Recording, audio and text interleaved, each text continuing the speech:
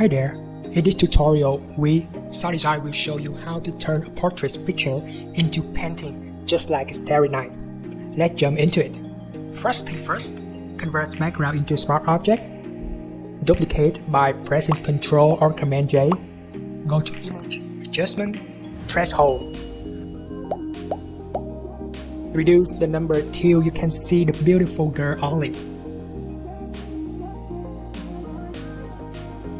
Next, we will blur a little bit. Go to Filter, Blur, Gaussian Blur, and choose the radius around 0.5 pixels. Then go to Select, Color Range, and choose the shadow. Take the selection to the new layer with Ctrl J. Now we just take the picture of Starry Night and put it below the selection with clipping mask. The shortcut is Ctrl Alt G for Windows or Command Option G for Mac. That's all for the tutorial.